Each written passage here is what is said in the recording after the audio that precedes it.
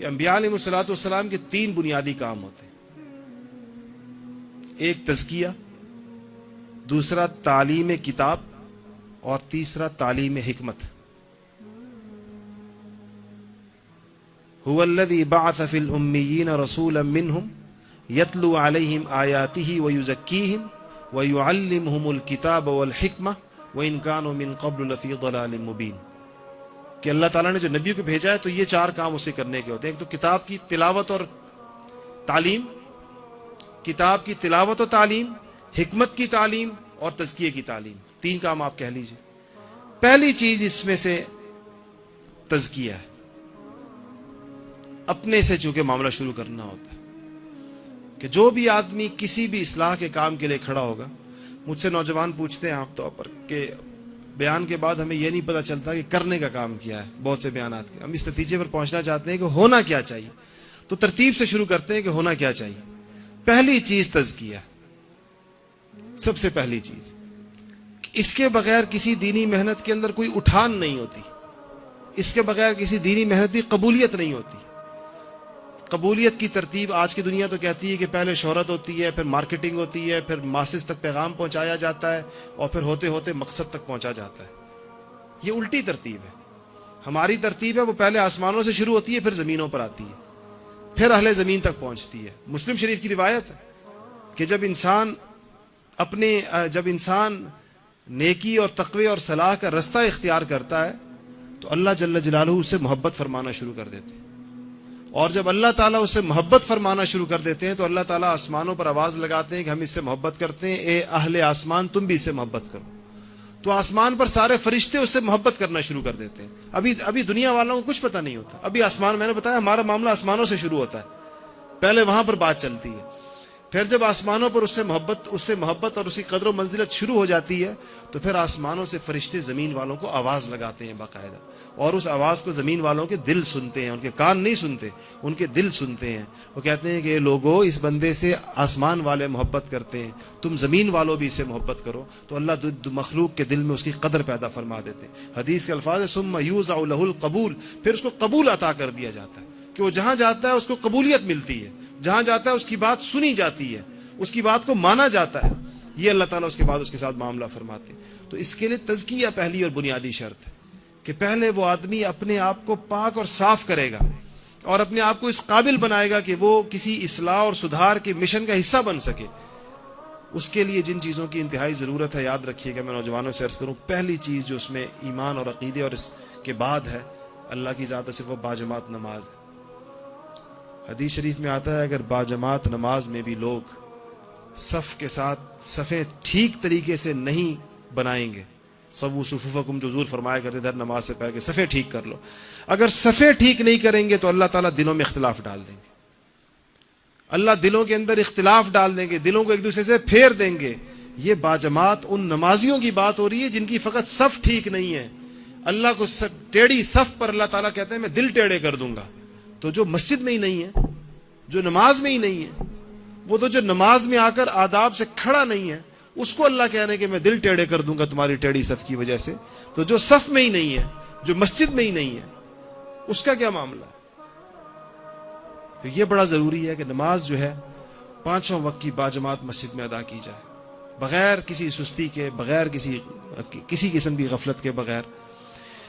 دوسرا یہ کہ کچھ وقت زندگی میں دنیا وقت ایسا ہونا چاہیے جو انسان کے اپنے انفرادی معمولات کا ہو. کچھ اللہ اللہ کرنے کا کوئی وقت دن میں ہو، 15 منٹ ہو، 20 منٹ ہو، اس میں قرآن پاک کی تلاوت ہو جتنی کوئی کر سکے، اور کچھ وقت ذکر اذکار کا، اس میں تنہائی کے ساتھ مسجد میں کسی ایسے وقت میں جب اللہ اور بندہ ہو، اس میں انسان ذکر کے ذریعے سے اللہ تعالیٰ سے اپنا تعلق پیدا کرے اور اپنے دل کے تاروں کو اللہ تعالیٰ کے ساتھ جوڑنے کی کوشش کرے.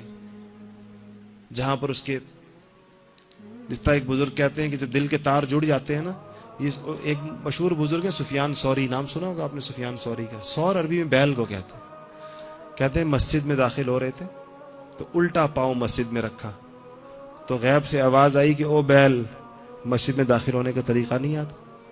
تو فوراً واپس پاؤں رکھا، سیدھا رکھا، اور خوش ہوئے اس بات پر کہ میرے اللہ نے مجھے تنبیہ فرمائی، اپنا نام خود ہی ثوری رکھ دیا کہ میں تو بیل ہوں اللہ میاں کہ مجھے اللہ نے بیل کہا تھا. تو یہ جو آواز سفیان ثوری کی صرف مسجد میں الٹا پاؤں رکھنے پر اس کو آئی ہے، ہمیں اتنے الٹے الٹے کاموں پر آواز کیوں نہیں آتی؟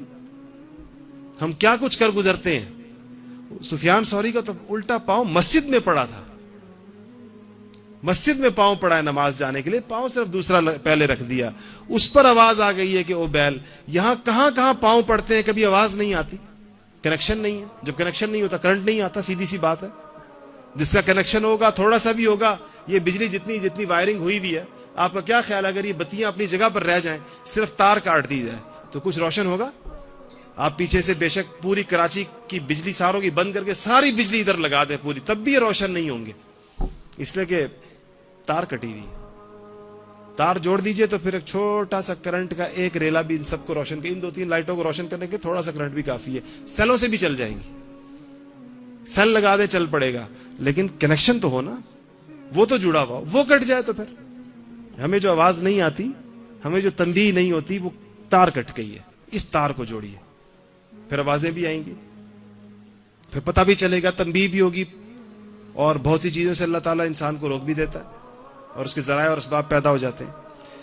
تو ایک تو یہ کرنے کا کام، دوسرا جو معمولات کے حوالے سے میں نے آپ سے عرض کیا۔ تیسری جو بڑی اہم اور بنیادی چیز ہے وہ یہ کہ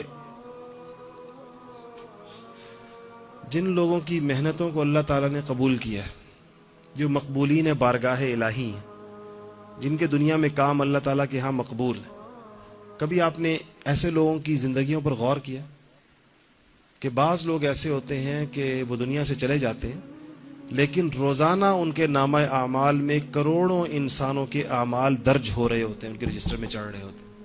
قریب کے زمانے کی مثال لے لیجیے، حضرت مولانا الیاس صاحب رحمۃ اللہ علیہ کی، آج پوری دنیا میں ان کی محنت کے اثرات آپ میں سے وہ لوگ بخوبی واقف ہوں گے جن کو پاکستان سے باہر جانے کا اتفاق ہوا ہو۔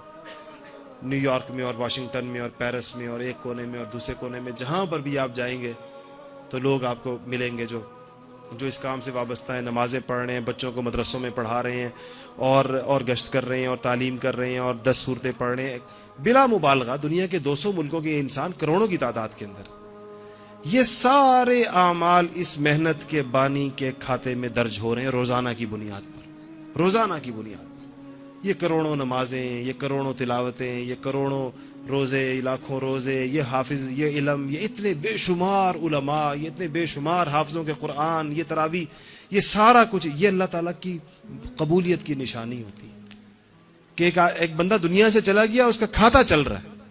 ایسے لوگوں کی زندگیاں پڑھا کریں، ان کی سوانح عمریاں پڑھا کریں، انہوں نے کیا کیا اپنی زندگیوں میں، کیسے ان سے اللہ تعالیٰ نے یہ کام لیے اور کتنی بڑی کامیابیوں کے یہ کام ہے۔ تو اپنی زندگی میں اپنی تلاوت اور نماز روزے کے علاوہ کوئی وقت ایسا نکالیں کہ آپ کے سرہانے، جہاں پر آپ سونے سے پہلے بے شک کوئی وقت ایسا ہو جس میں آپ بزرگوں کے حالات پڑھیں، بزرگوں کے ملفوظات پڑھیں۔